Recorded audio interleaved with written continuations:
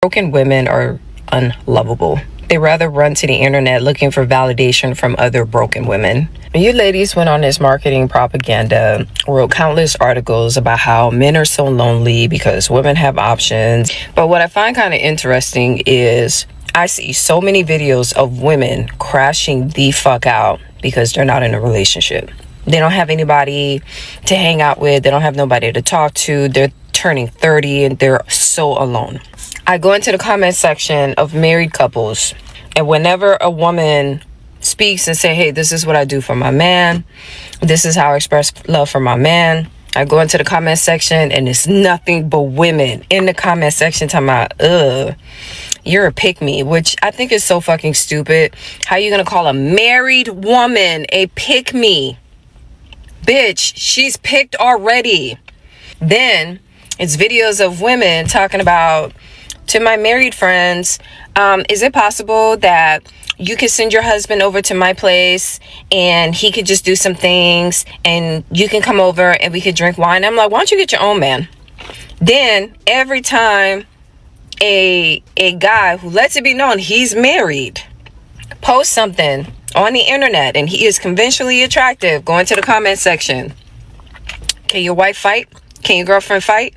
It's like, you hoes really did try to push this propaganda that it's men who are desperate for relationship. It's men who are the most loneliest demographic. It's not. Y'all the one who's projecting. Y'all the ones who are extremely lonely. The reason why so many dudes don't want to fuck with you, so many dudes don't want you to be a girlfriend, don't want to wife you up, and that the only thing you're good for is a fucking a dump, because a lot of you do not have a personality. And you bring absolutely no value. Approaching women now comes with more legal and social liability than most men are willing to absorb. The toxic masculinity label gets thrown at anyone who breathes wrong, and the patriarchy framework pre-convicts men before they veto anything. At some point the risk-reward stops making sense, and men simply walk away. A vast majority of the good women that you want are gonna expect marriage. I can have a long-term girlfriend, stay with her forever, be monogamous, have 7 children with her. What changes? He essentially wants marriage just without the government contract. Right. Why does the government contract scare you so much? Financial liability. And I don't need the government involved. And I don't need some woke judge telling me how I should distribute my money and how the assets should go. And, oh, my wife cheats on me and we've been married for 15 years. In California, I have to pay her alimony for her entire life. The government, the laws. Marriage is a contract, and I'm a businessman. When I look at what marriage is from a legal perspective, it's a terrible contract. Oh, here's a woman who didn't help you build your business at all, and at any moment she could be cheating on me, or even if there's no cheating, she could just be like, well, I don't like him anymore. Now he has to pay me for the rest of my life X amount. Women handed men the blueprint themselves. Every oversharing rant and red flag checklist posted online got watched, cataloged, and learned from. Younger men especially grew up on this content and got educated early. The curtain was pulled back voluntarily. Nobody should be surprised by the conclusions men drew. So there is a growing percentage of men in the United States that have started to consider themselves passport bros. Let's talk about it, because a lot of people have asked my opinion on this. As somebody who's coached a lot of men and a lot of women, I will say that if you find love anywhere in the world, I'm happy for you. I really don't care what country it's in. Now, I think the issue is when people think about the passport bros and they think about what it is that they stand for, a lot of people are thinking about the fact that they're going to these other countries, they're only trying to buy women's time. They're talking to women who aren't wholesome, or they're talking to women who are SWs, if you know what I mean by that. I, as a man, can honestly say that if American women said they wanted to go to Italy or to France or to the UK to meet guys, I literally do not care, like at all. I want you to be happy. If they treat you better, go there. So I'll say, as a man, if you're going to these other countries to meet women, at the very least, you should be willing to try to learn the language, learn the culture, get to know these women as people, and you're not leveraging your money just to get laid. I think it's really triggering for people to talk about going overseas or dating while you're overseas, because everyone gets mad about American men ain't shit, American women ain't shit. And for some people, it's just not that deep. Now, for the guys that want to go to other countries because these women have nothing and you think you can offer them something and they're going to be reliant on you for some sort of green card or, financial whatever, I think you're a weirdo. So I think whatever your definition of a passport bro really is, it could be good, it could be bad, it could be indifferent.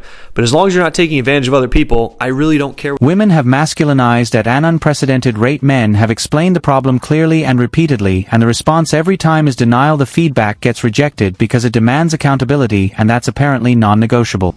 Pay attention. If a man has no friends or a very small circle, don't get it twisted. That is not a red flag. That's a man who has mastered himself.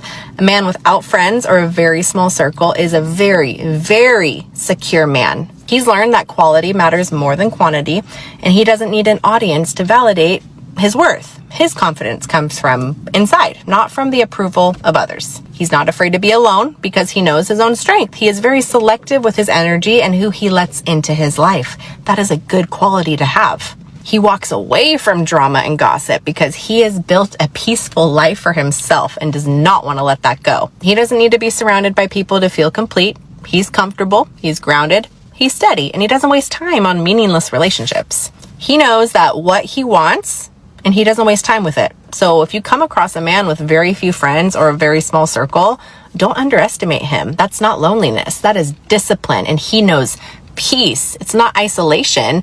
That is self-mastery, and men like that, they're the hardest ones to replace. Financial sabotage, zero contribution, psychological abuse, and police weaponized as a control tool. That's what commitment looked like for this man. The peace after its ending isn't just relief, it's proof the upgrade was actually a catastrophic downgrade. Why would any rational person sign back up for that?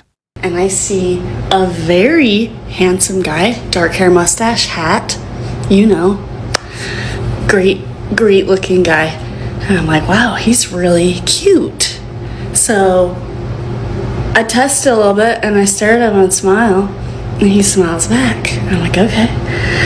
And we lock eyes the whole time at the gym, the entire time at the gym. We're locking eyes. I'm smiling. I'm like, should I talk to him? Like, I'm giving him the cues. He should know that I think he's cute. He's looking at me, I'm looking at him for an hour and a half.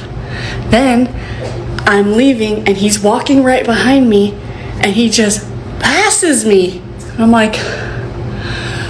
Men being told not to speak to female colleagues without women receiving the same instruction isn't a policy, it's a presumption of guilt. One group moves freely while the other navigates an invisible fence that's not protection, it's institutionalized suspicion with an HR label slapped on it. I don't like men who approach with money, because that happens too. Men will come up to you. Oh yeah, right what's off the up with bat. that? Yeah, like right off the bat, they'll come up to you like, I do this, I got these properties, I got a yacht, I got this, a plane, I got this. And then so you start talking to them, and then it's like crickets. And then when you ask them for something, it's like, oh, all you want is money.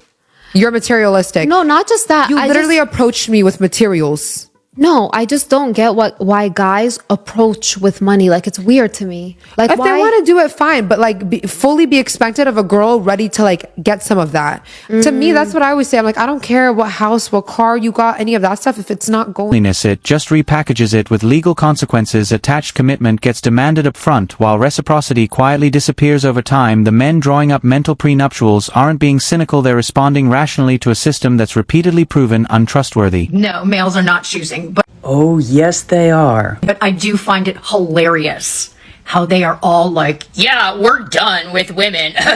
That's why we're all single, because we chose to be done with women. You know, if someone tells you something often enough, maybe you should start believing them, because, yeah, a lot of men are just completely done with dating. You guys didn't choose that. You know you didn't choose that. Oh, but they did. What exactly is so hard to believe about that? You know that right now women are becoming really picky and not choosing men that all they do is bring a paycheck. Like I said before, there's a lot of women that are very upset that a lot of guys are actually choosing to be single because they want all of the power for themselves and to be able to dictate who they date. It is incomprehensible to some that guys actually can choose who to date. Although there are still women out there who will accept that. And I suggest you go find them and leave us alone. Oh, I don't think that'll be a problem at all.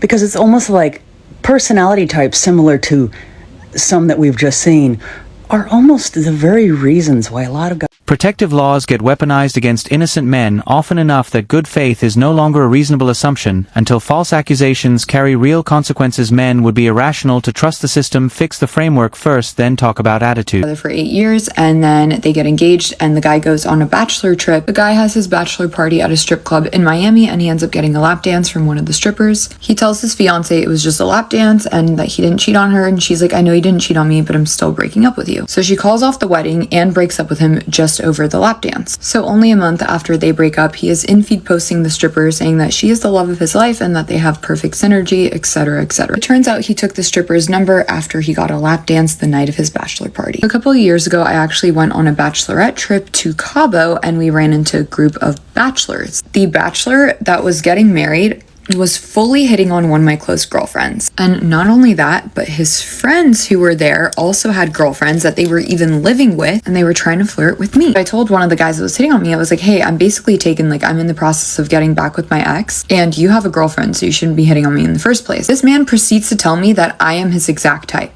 And not only that, but my friend who was getting hit on by the bachelor that they were celebrating, he was telling her that he found my friend more attractive in terms of, like, she was in school studying to be a doctor and his current fiance just sits at home and leeches off his money. This man was, like, scheduled to be married in a few weeks. I don't know about you, but when I get married, my man is not going to Cabo, Miami, or Vegas for a bachelor party. I'm definitely setting my boundaries when it comes to bachelor parties before I even get in. Didn't stop approaching out of fear, they stopped because the approach got turned into a humiliation sport being used as an ego boost dispenser. Isn't a dynamic any self-respecting person tolerates. Forever the game stopped being played because it was never designed for men to win. The funniest thing about so many men is nowadays, so many men are no longer scared of being single. They're now scared of being in a soul-sucking, detrimental relationship that's only going to waste their time, waste their energy, waste their effort, and waste their money. They would rather be single than be in a bad relationship. So it's not that men are complaining because they're single. Men are complaining because they've just seen everything as such a waste of time. The krillest thing happening to certain women is the total absence of honest feedback. Nobody will tell them their attitude is the actual problem, so they invent an explanation where men are collectively broken. The delusion is comfortable, but terminal blaming the market never fits. What's going on with women these days? We used to be a lot happier than men, and now we're not. What happened? What you've found is that over the past 20 years or so, women have converged downward to the unhappiness levels of men. And at first I thought, great, men are getting happier. Women are getting unhappier. That's what we find. And they're getting unhappier very quickly. And so there's a lot of different theories of it. You find that there's a lot less family formation going on. There's a lot less marriage. You find that men and women are diverging politically really, really quickly. You find that women are getting much more politically progressive and men are getting more conservative. And so the result of it is that, especially in a culture where people think that the most important thing for making a romantic match is voting for the same party idiotically, social media is especially targeted at young women. It's creating a whole lot of misery with social comparison, with political hatred, with the sense of loneliness that's crawling out of people's smartphones. And all these things together are creating an epidemic of unhappiness among women, especially young women. Work was always a grind. Family made it bearable. Strip that away, and it's just a hamster wheel for someone else's benefit. Social media made it worse by turning materialism into a competition with no finish line. Character means nothing. Flexing is everything. The bar for enough is designed to never. Do you think most women actually like men? No, I'm glad that you mentioned that in the book. Another ugly truth that guys need to get through their head. Most women don't like you guys. They just don't.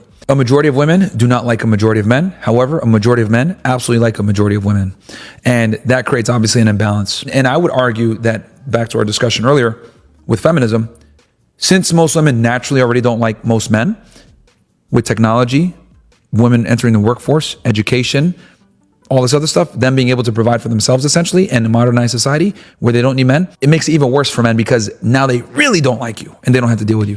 It used to be a woman would deal with a guy because she wanted to get married, have kids, whatever, she needed him, so she would be willing to deal with a more average guy. Now they make their own money and everything else like that. Now they really don't need men. They never liked us that much anyway, right? And I want to be clear because some people might say, oh, Myra, what do you mean? I am being a bit hyperbolic, but what I'm saying is this.